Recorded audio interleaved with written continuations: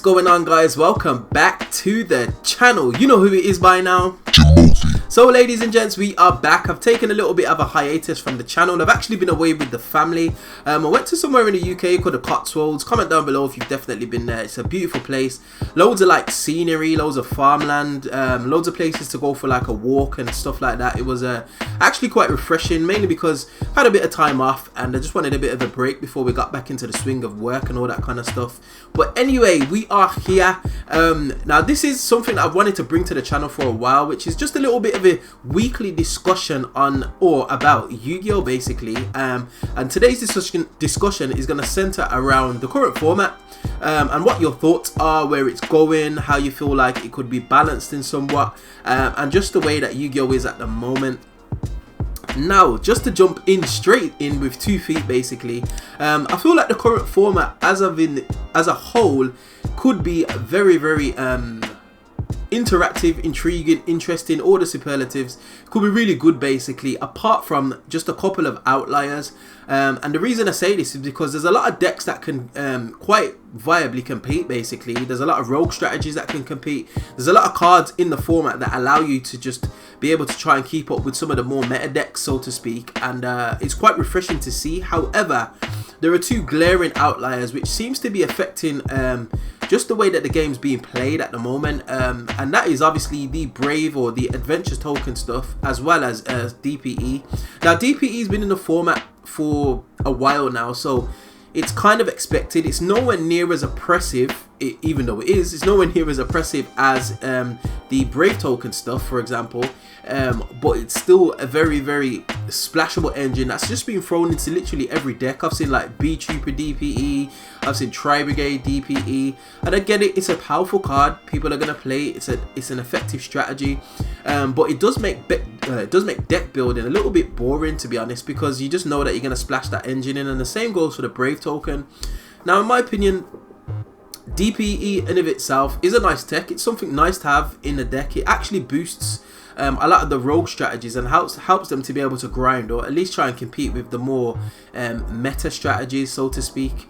But the Brave token stuff, I believe, does need to be addressed in some way, shape or form.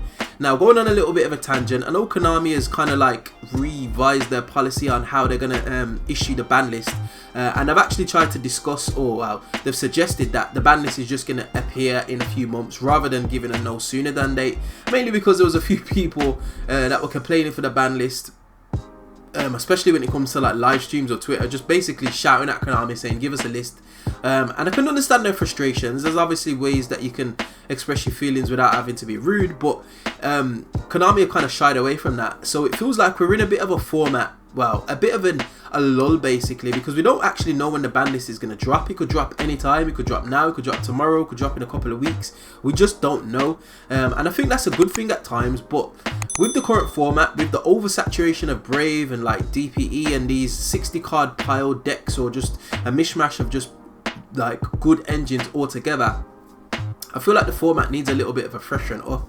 And especially like Brave in particular, it kind of skews deck building a little bit in 2 ways. One, it just makes every deck just put a splashable engine in that can actually accommodate the Brave stuff. Obviously not every deck can, but a majority of decks can, and it also warps the other side of deck building to be able to combat Brave. You're seeing a lot of decks that are main decking, including myself. I did this myself, main decking like between 12 and like 15 hand traps just to be able to stop the Brave stuff from basically going through, as well as being able to have some kind of interaction with your opponent with their actual engine, which makes for a little bit of a frustrating format because you kind of know what you're going to be going against. There's no kind of like mystery around it. You know you're going to be going against Brave stuff, and you know you're gonna have to have at least one kind of negate or some kind of interruption, as well as another interruption to be able to deal with their engine, so to speak. So in that, it does skew the format a little bit, and this is a sentiment that's kind of shared amongst a few people that I've been speaking to, and I wanted to do a video on it, and I might actually still do that if I get time, but just get the actual community's thoughts on the current format, and just from the few people that I've been speaking to, they've said the same thing. They're just tired of like seeing so much Brave in literally every deck. You're seeing it in just like control decks, you're seeing it in combo decks, and it's becoming very oppressive. Now, there's no doubt it's a powerful engine. I'm not hating on the Brave archetype, so to speak. I just find it a little bit frustrating that you're playing against the same thing. Well, what seems to be the same thing. You just got a pile of cards. You throw Brave engine in there, throw a few hand traps and a few archetypal cards of the archetype that you're going to be playing, and then there you go. Your deck's done. Makes deck building and archetypes a little bit of a and basically a no-brainer, just a non-negotiable. It doesn't really need to be a thing, basically. So, in my opinion, it needs reviewing, but definitely get at me in the comment section below what are your thoughts on it. But apart from the Brave stuff, I feel like the format, and I felt like this was a little bit the case previously, like the format could or is in quite a healthy spot. There are a few strategies that can do well, and there are a few strategies that are doing well. Now, the Albaz Strike structure deck obviously is only recently just dropped, so you're probably going to see a lot more of that going forward into the future, which is a good thing. You are going to see a lot of fusion spam decks, but it is what it is. That's what happens when a new powerful card comes out. So I'm looking forward to basically jumping into that kind of meta and just shifting away from the Brave stuff. Now, previously, I think probably about a month ago, I was kind of complaining about like Scythe and being Scythe locked. Now, that isn't actually as much of a thing anymore, and I think mainly because people are starting to realize if you can make Scythe, or you can do the Scythe lock, or get set up for the Scythe lock, then you definitely can do something else to basically further your plays or make a bit more of a uncrackable end board. So I feel like people are starting to go down that route rather than just going automatically for the Scythe lock. Now, Scythe is still a problem. Like, I don't know if I've mentioned this previously, but to ban Protoss and to not ban Scythe is a head's gun for me. Scythe is probably worse than Protoss. I'm not saying Protoss is any better in any situation, but Scythe is definitely worse than Protoss. It's just too much of a generic interaction for between yourself and your opponent. So I definitely feel like Scythe is going to get sliced on the next ban list. But in terms of ban lists, get at me in the comment section below. I might even make a separate video regarding the ban list and just my thoughts on what potentially could be banned. But there are a few candidates, Scythe being one definitely.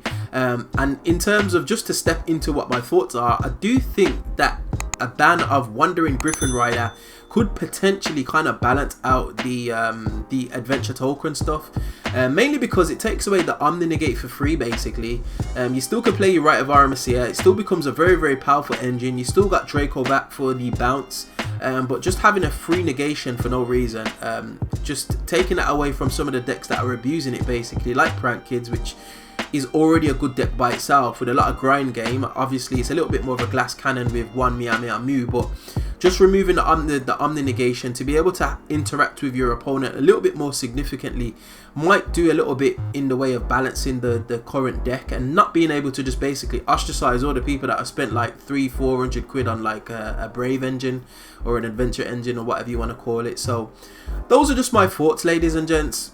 Now, obviously, I know it's a little bit rambly. I've left a little bit of gameplay for you guys just to watch whilst I'm just going on and just reeling off my thoughts. But what do you think of the current format? Do you think there's some things that could be changed? Do you think there's some things that could be included?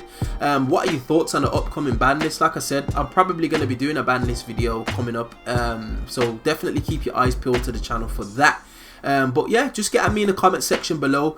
Type what you feel, type what you think. There's a lot of people that have got a lot of different opinions. I know some people are like, yeah, it's the meta game, just get on with it. But it still doesn't help you. It still doesn't like take away the thought that, you know what, you've got an opinion on it. So get at me in the comment section below. Let me know what you think.